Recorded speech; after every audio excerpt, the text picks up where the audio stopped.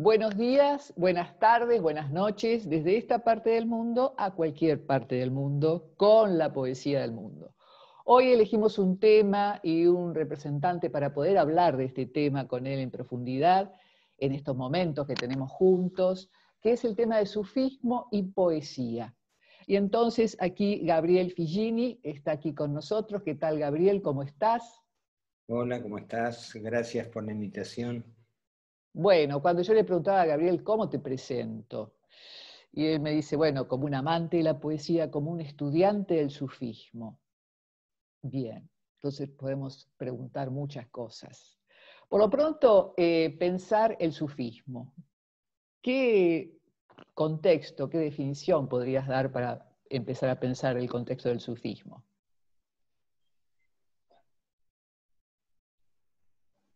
Y el sufismo es una filosofía activa, una filosofía de acción, una manera de estar en el mundo, una comprensión del ser humano, de su función, de su propósito real, no ficticio, ilusorio. Está referido en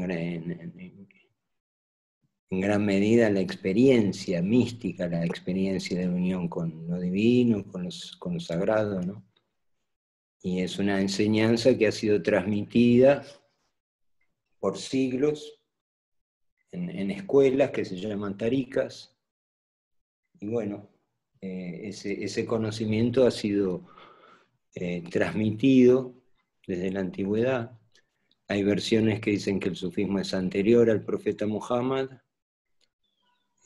o el sufismo más clásico islámico siempre dice que el sufismo viene del profeta Muhammad.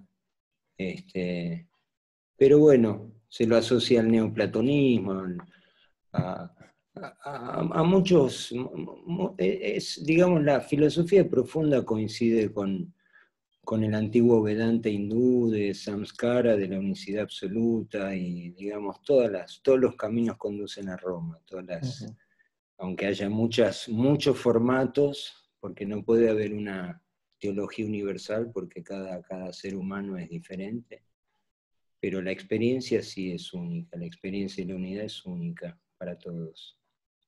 Bueno, vos has señalado una suerte de, en su historia, digamos, previo a Muhammad, posterior a Muhammad. Aquí en Latinoamérica, ¿cómo ha sido un poco la práctica, la llegada del sufismo a esta parte del mundo? Mira, desde un punto de vista sufi es un trabajo que comenzó hace siglos, ¿viste? Y nosotros vamos como llenando espacios que han sido diseñados, que han sido ya concebidos de alguna manera. Por ahí no en todos sus detalles, pero sí en su intención. Uh-huh. Entonces, el sufismo llega acá a través de... Primero hubo digamos, los gauchos árabes, por ejemplo, hay un pueblo que, la Adela creo que se llama, en la provincia de Buenos Aires, que es un pueblo que eran todos musulmanes, y ahí había sufismo, sufismo islámico, y había santos, hay santos enterrados, o sea, seres que tenían una comprensión mayor de la unicidad divina, ¿viste? Uh-huh. Pero eso es como una primera oleada, ¿viste? Con los inmigrantes, qué sé yo, pero después llega cerca de los años 80, empiezan a funcionar algunas escuelas más tradicionales, ya con una enseñanza formulada de acuerdo al tiempo, al lugar y a la gente. Uh-huh. Porque la enseñanza se va adaptando siempre, la enseñanza es la misma, pero no es lo mismo que la filosofía que necesita por decirte, un campesino chino hace 2000 años, que la filosofía que necesita un hombre que está en una ciudad con familia, con hijos, para poder acceder a la misma experiencia. Uh-huh. Digamos, la práctica de esta filosofía tiene una práctica física también, además de una práctica de lectura. La práctica también tiene que ver con algo que el maestro, es como un tejido, se va haciendo un tejido, tiene que ver con el cuerpo de discípulos, tiene que ver con el maestro, y tiene que ver con las necesidades del tiempo, del lugar y la gente. Entonces se hace como un tejido, ¿viste? Son ciertas ideas, ciertas experiencias, por ahí no son tanto prácticas rigurosas, pero pueden ser encuentros, pueden ser obviamente todos los trabajos de accesis, ¿no? de meditación, de ayuno, son cosas que tienen ciertas prescripciones. De acuerdo a las escuelas sufis hay ciertas prescripciones más o menos parecidas. Pasando al aspecto literario, ¿no? Pensamos en el sufismo no solamente en la poesía, sino también en el relato, en el cuento. Pero bueno, aquí vamos a pensar la poesía, pensando siempre que el lenguaje tiene un límite, que tal vez el estado místico sobrepasa enormemente. De todas formas, la poesía tiene recursos que seguramente desde el sufismo se pueden haber interpretado como para poder atrapar esa experiencia o por lo menos transmitirla de alguna forma. ¿Por qué crees vos que es la poesía, digamos, un elemento literario que se ha elegido privilegiadamente por el sufismo? Sí, eso es bastante importante, sobre todo en la metodología de los maestros, ¿no? Porque todos los clásicos, los grandes maestros, tienen sus diwans, o sea, sus libros de poesía, ¿no? Porque la poesía, mira, el mismo Chuang Tzu, un antiguo taoísta, decía que la poesía no se puede, que la poesía es como parte fundamental, no puede haber vida sin poesía.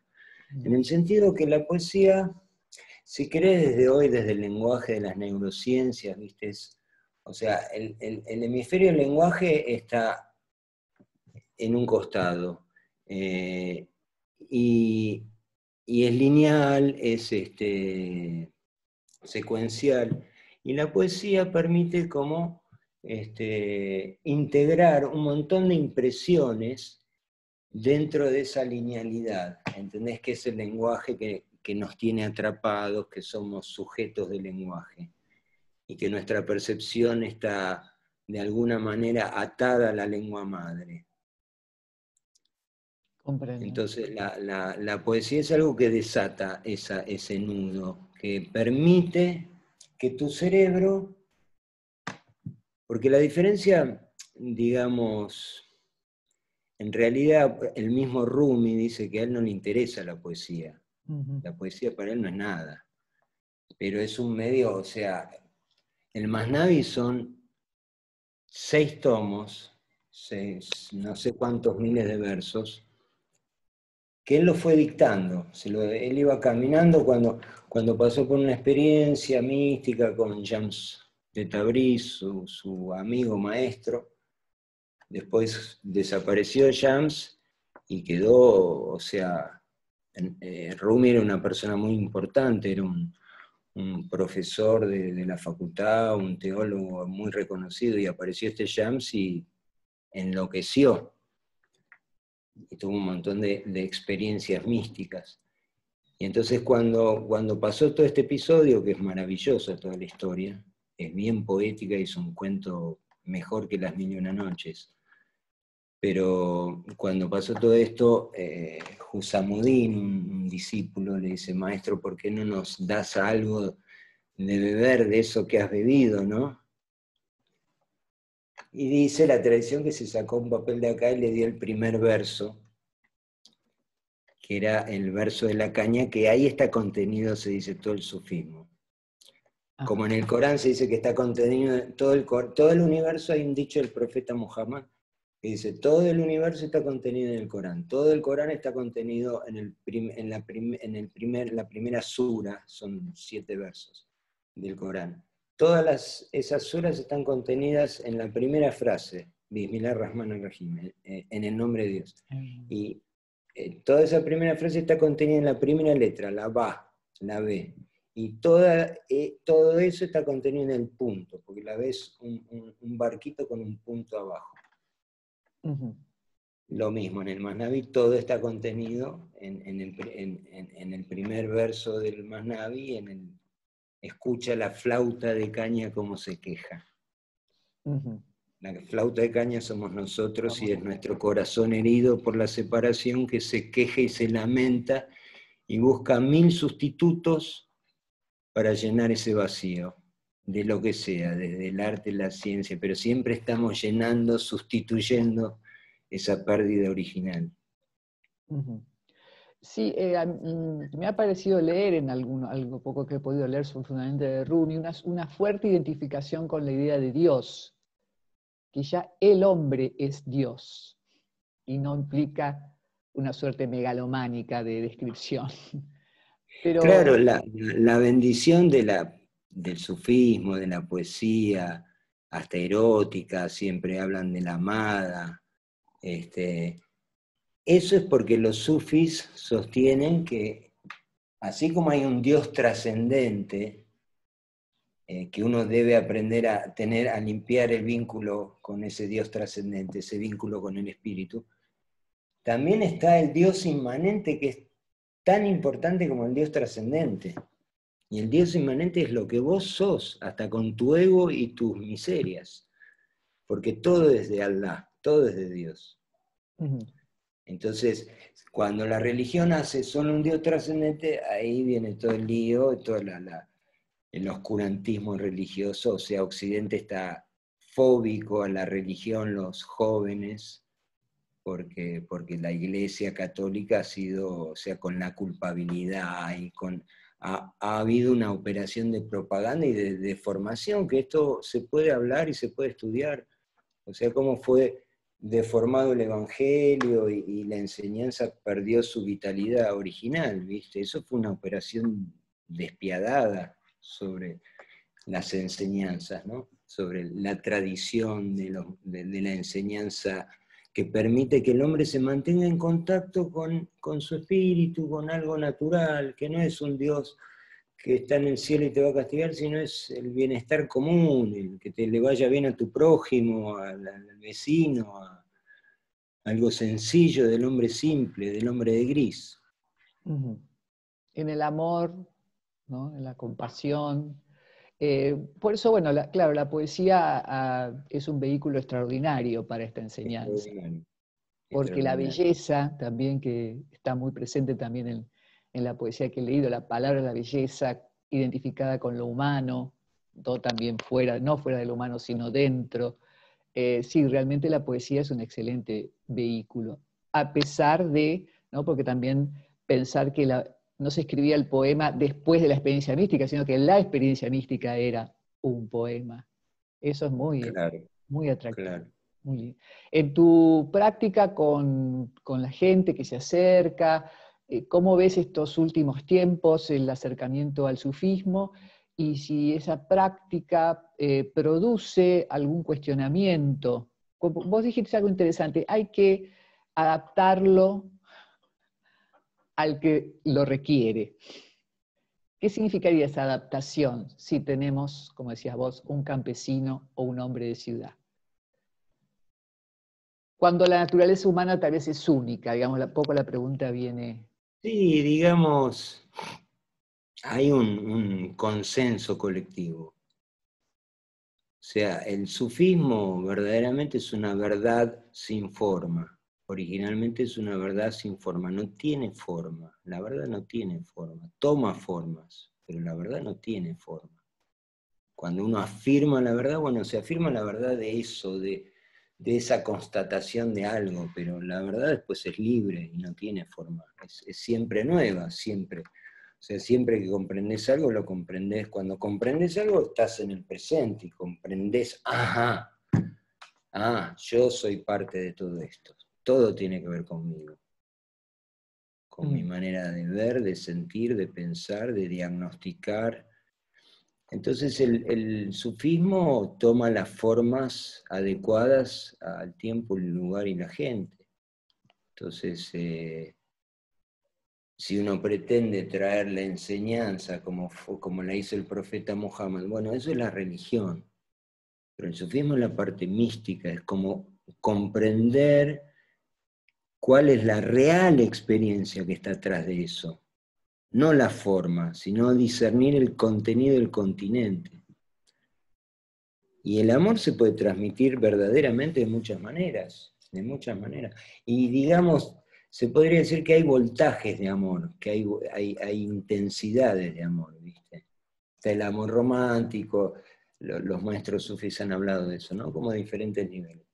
El amor romántico, el amor del hombre por la mujer es como el primer escalón. Dice Rumi, si quieres subir como Idrís, un profeta, hasta el séptimo cielo, el amor de los amantes es una excelente escalera. O sea que para el principio está bien, pero también es algo a trascender, es algo a dejar. A ser integrado en una experiencia, hasta porque todos van a lo mismo. En la experiencia, digamos, del sufismo es la aniquilación, o sea, lograr deshacerse, todas las convicciones que uno tiene, todas las creencias. Bueno, uno en la vida, si uno se deja golpear y aprende, y te abre la conciencia. ¿Te quedás llorando o comprendés? Sí, también se habla de la experiencia del dolor como aprendizaje, como hendidura donde meterse para ver qué hay en el fondo. Bueno, la verdad, Gabriel, te agradezco muchísimo este encuentro. Ha sido conciso, pero profundo y atractivo de escuchar. Y bueno, continuaremos con la poesía, que también para mí es una forma de transformación personal y cuestionamiento de los grandes autores de la literatura. Y como la poesía también hoy por hoy es un mecanismo de la juventud, de muchas personas que nunca se habían accedido a la literatura, de poder conocer otros aspectos de lo creativo también. Así que bueno, gracias por este momento que hemos creado. No, gracias a vos. Y, Muchas gracias. y La bueno, pasé bien. bueno, muchas gracias. Y estamos ya en contacto. Muchas gracias. Y a todos los que nos escuchan, decirles que lean, escriban y escuchen poesía para no reventar, porque es así, no reviente, no les dé el gusto. Muchas gracias. Hasta la próxima. Adiós, gracias.